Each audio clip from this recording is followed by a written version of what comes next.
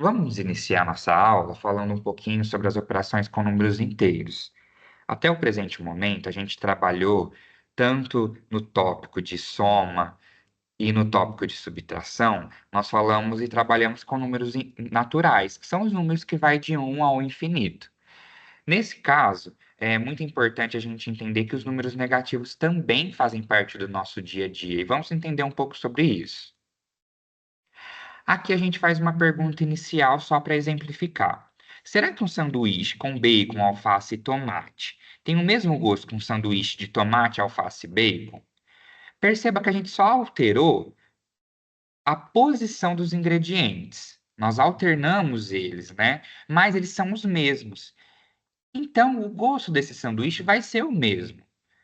Isso quer dizer que nós vamos trabalhar aqui na matemática com a propriedade comutativa, que ela nada mais é do que declara que reorganizar os números, ou seja, mudar a posição dos números, não vai afetar a soma ou produto dos números, que é o resultado. Então, mesmo que eu mude a posição dos números, o resultado vai ser o mesmo. Mas fiquem atentos. Isso só se aplica para adição. Eu não vou aplicar isso no caso da subtração. Eu chamo a atenção para a propriedade comutativa da adição, mas eu não preciso que vocês decorem esse nome. Eu não preciso que vocês saibam de cor ou tente e fiquem preocupados em saber essas nomenclaturas. O importante é você entender que no dia a dia isso pode acontecer na questão do cálculo. Vamos observar aqui nesse exemplo que eu coloquei letras, mas poderia ser qualquer número ou qualquer sinal. Vamos pensar que eu tenho A mais B. Se eu mudar a posição, a ordem dessas letras, por exemplo, B mais A, o resultado vai ser o mesmo. E aqui a gente vai observar isso, ó. Vamos pensar e responder a seguinte pergunta: qual é a soma se você adicioná-los começando pelo dígito mais à esquerda? Então vamos começar pelo 2. 2 mais 4 mais 6 mais 9 mais 5, o resultado vai ser 26. Agora, e se eu começar pelo mais à direita? 5 mais 9 mais 6 mais 4 mais 2. O resultado também vai continuar o mesmo, vai ser 26.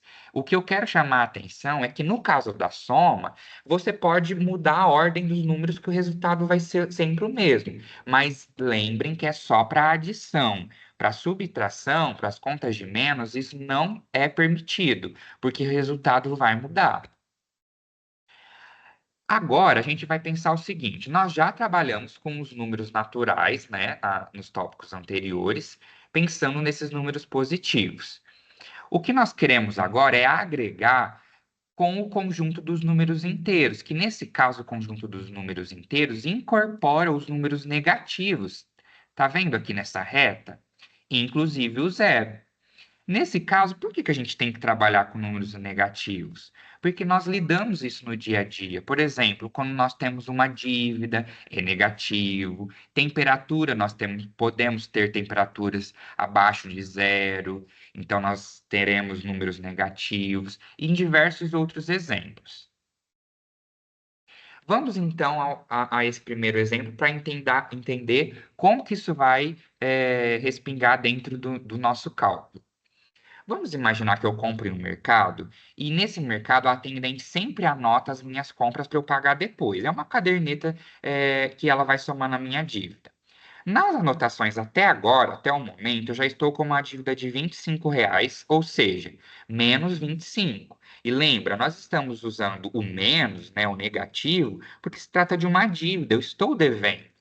Nesse caso, eu já tenho essa dívida, só que hoje eu fui a esse mesmo mercado e a compra que eu fiz hoje deu R$ 10 e eu também pedi para que essa anotação, né, que a atendente fizesse a anotação dessa minha dívida de hoje. Então, nesse caso, eu tenho menos 10, que também vai incorporar essa dívida. Nesse caso, eu preciso somar o menos 25 com o menos 10. E aí fica a pergunta: qual que vai ser o resultado? Embora eu imagino que você já tenha a resposta, pensando que, professor, menos 25 com menos 10, né? Eu já sei qual que é a resposta. Mas o que eu quero chamar a atenção de vocês é para essa questão dos sinais. Observam que aqui na nossa conta a gente tem dois sinais aqui pertinhos. Como que vai ficar essa regra, então? Agora a gente vai relembrar o seguinte, então. Nós temos aqui no nosso cálculo o sinal de soma, o sinal de mais, pertinho do sinal de subtração, do sinal de menos, né? E aí a regra ela diz que quando eu tenho sinais diferentes, né? Pode ser mais com menos ou menos com mais, não importa a ordem, eu sempre vou ter o menos aqui no meu cálculo. Então, vai ser menos 25 mais com menos dá menos, que é o que está aqui embaixo, e o 10. Então, menos 25 com menos 10, eu sei que eu estou devendo hoje, atualmente, R$ 35. Então, é menos 35. Conseguem compreender? O importante aqui dessa hora é só gravar isso. Sinais diferentes, eu sempre vou utilizar o menos. E agora, e quando são dois sinais iguais? A gente vai ver esse exemplo da temperatura. Imagina que a temperatura da cidade ela está a 4 graus pela manhã. Mas até o final da noite a temperatura caiu para menos 3 graus. Nesse caso, eu quero saber o quanto que foi caindo, grau por grau, né? Até chegar aqui no menos 3.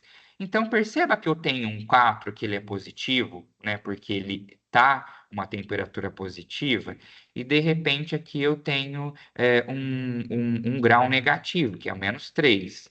E aqui eu preciso saber o quanto desceu, por isso que está menos, está diminuindo. Observem que eu tenho sinais iguais agora, e o que que a regra me diz aqui embaixo, ó? Menos com menos ou mais com mais, ou seja, sinais iguais, eles se tornam mais, que é o que a gente substitui e coloca aqui, ó. Então, 4 mais 3 vai me resultar em 7. Por que 7? Porque observem, 4 foi para 3, 2, 1, 0.